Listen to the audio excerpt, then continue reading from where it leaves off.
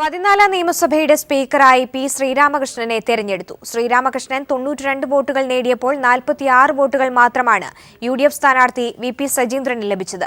PC. ജോർജിന്റെ vote അസാധുവായി. Speaker തെരഞ്ഞെടുപ്പിൽ എൽ.ഡി.എഫിന് 2 വോട്ടുകൾ അധികം ലഭിച്ചപ്പോൾ യു.ഡി.എഫിൽ നിന്നും 1 വോട്ട് ചോർന്നു. കേരള നിയമസഭയുടെ 22ാമത് സ്പീക്കറായിട്ടാണ് പൊന്നാനി എം.എൽ.എ. പി ശ്രീരാമകൃഷ്ണൻ ചുമതലയേറ്റത്. 14ാം നിയമസഭയുടെ അധ്യക്ഷനെ പ്രോട്ടോം സ്പീക്കർ എസ് ശർമ്മയുടെ മേൽനോട്ടത്തിൽ വോട്ടെടുപ്പിലൂടെയാണ് തെരഞ്ഞെടുത്തത്. പി ശ്രീരാമകൃഷ്ണന് 92 വോട്ടുകൾ ലഭിച്ചപ്പോൾ യു.ഡി.എഫ് സ്ഥാനാർത്ഥി വി.പി. സജീന്ദ്രന് 46 വോട്ടുകൾ മാത്രമാണ് ലഭിച്ചത്. പി.സി. ജോർജിന്റെ വോട്ട് അസാധുവാവുകയും ചെയ്തു. പ്രോട്ടോം സ്പീക്കർ വോട്ട് രേഖപ്പെടുത്തിയില്ല. ബി.ജെ.പി. അംഗം ഒ. രാജഗോപാലിന്റെയും യു.ഡി.എഫ് ക്യാമ്പിലെ ഒരോട്ടും ചേർത്ത് എൽ.ഡി.എഫിന് 2 വോട്ട് അധികം ലഭിച്ചപ്പോൾ യു.ഡി.എഫിൽ നിന്ന് ഒരോട്ട് ചോർന്നു. സ്പീക്കറായി തെരഞ്ഞെടുക്കപ്പെട്ടതിനുശേഷം മുഖ്യമന്ത്രി പിണറായി വിജയനും പ്രതിപക്ഷ നേതാവ് രമേശ് ചെന്നിത്തലയും ചേർന്ന് ശ്രീരാമകൃഷ്ണനെ സ്പീക്കറുടെ ഇരിപ്പിടത്തിലേക്ക് ആനയിച്ചു. നിയമസഭയെ സംവാദ സംസ്കാരത്തിന്റെ വേദിയാക്കുമെന്ന് ചുമതലയേറ്റ ശേഷം സ്പീക്കർ പറഞ്ഞു. സഭയെ സുഗമമാക്കാൻ വാച്ച് ആൻഡ് വാർഡിന്റെ കായികബലം ആവശ്യമില്ലെന്നും ശ്രീരാമകൃഷ്ണൻ വ്യക്തമാക്കി.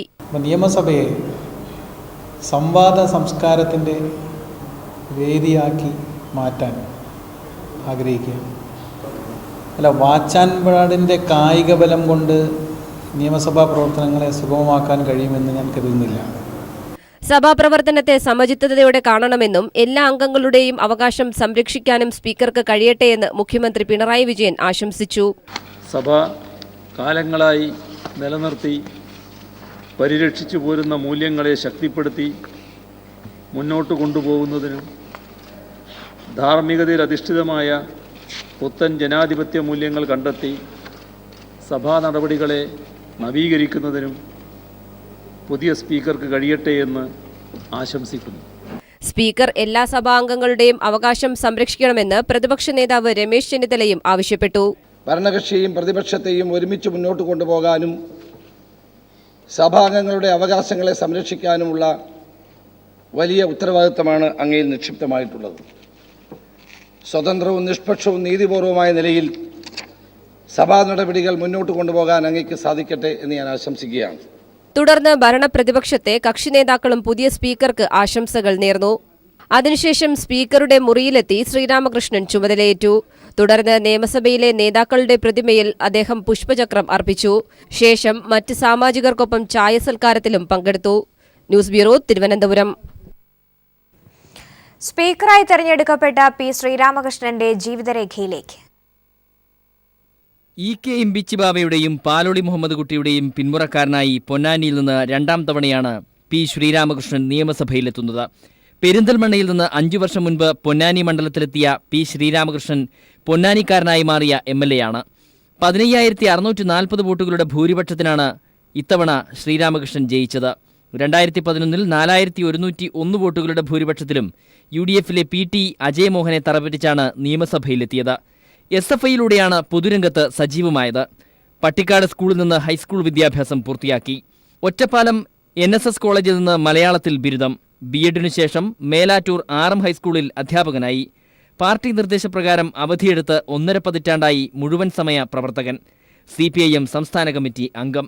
SFI പാലക്കാട് ജില്ലാ പ്രസിഡന്റ്, കാലിക്കറ്റ് സർവകലാശാല യൂണിയൻ ചെയർമാൻ, സിൻഡിക്കേറ്റ് അംഗം, DYFI മലപ്പുറം ജില്ലാ സെക്രട്ടറി, സംസ്ഥാന സെക്രട്ടറി, ദേശീയ president, youth welfare board vice chairman, Perinthalmanna EMS ആശുപത്രി ഡയറക്ടർ, യുവധാര മാസിക മാനേജിംഗ് എഡിറ്റർ എന്നീ ചുമതലകൾ വഹിച്ചു. വേൾഡ് ഡെമോക്രാറ്റിക് ഫെഡറേഷൻ ഓഫ് യൂത്തിന്റെ ഏഷ്യൻ പസഫിക് മേഖലാ കൺവീനറായും പ്രവർത്തിച്ചു. China, Russia, Cuba, Venezuela, USA, UAE, north Korea, Laos, Nepal, Sri Lanka തുടങ്ങിയ രാജ്യങ്ങൾ സന്ദർശിച്ചു.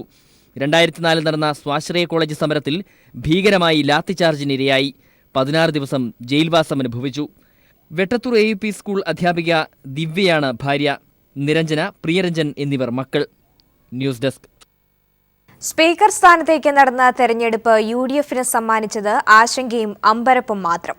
47 അംഗങ്ങളുള്ള യു.ഡി.എഫിന് 1 വോട്ട് കുറഞ്ഞത് വിശദീകരിക്കാനാവാതെ കുഴങ്ങുകയാണ് യു.ഡി.എഫ് ക്യാമ്പ്. ശ്രീരാമകൃഷ്ണന് ഒ. രാജഗോപാൽ വോട്ട് ചെയ്തത് ബി.ജെ.പി. അണികളെ ഞെട്ടിച്ചു. ആർക്കും വോട്ട് ചെയ്യാതെ പി.സി. ജോർജ് സ്വന്തം വോട്ട് അസാധുവാക്കി.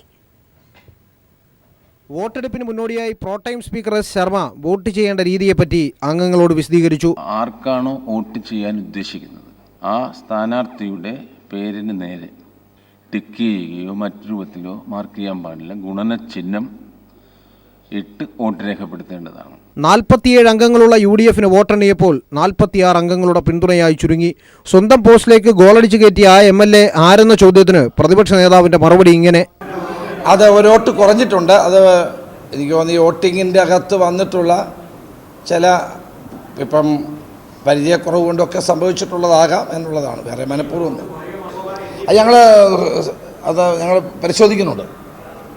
ഇടത് വലത് മുന്നണികളെ തോൽപ്പിച്ച് ആദ്യമായി നിയമസഭയിലെത്തിയ ഒ രാജഗോപാൽ തന്റെ കന്നി വോട്ട് LDFന് ചെയ്തതിനെ പറ്റി ഇങ്ങനെ വിശദീകരിച്ചു. ഇത് LDFന് അനുകൂലമല്ലല്ലോ. LDFന് അനുകൂലമായിട്ട് വോട്ട് ചെയ്തിട്ടില്ല. ശ്രീരാമകൃഷ്ണൻ എന്നുള്ള വ്യക്തി അദ്ദേഹം സ്പീക്കറായിട്ട് അദ്ദേഹം വേണമെന്നല്ലേ ഇഷ്യൂ ഉള്ളൂ. ആ ഇഷ്യൂവിൽ അദ്ദേഹം ഈ ഇന്നത്തെ സാഹചര്യത്തിൽ ഗിവൺ സിറ്റുവേഷനിൽ അദ്ദേഹമാണ് ഐഡിയലായിട്ടുള്ള സ്ഥാനാർത്ഥി. പ്രവർത്തകന്മാർക്കറിയാം രാജേട്ടൻ പാർട്ടിയുടെയും ഒക്കെ രാജ്യ താല്പര്യവും ഒക്കെ പരിഗണിച്ചിട്ടേ പ്രവർത്തിക്കുമെന്ന് പ്രവർത്തകന്മാർക്കറിയാം.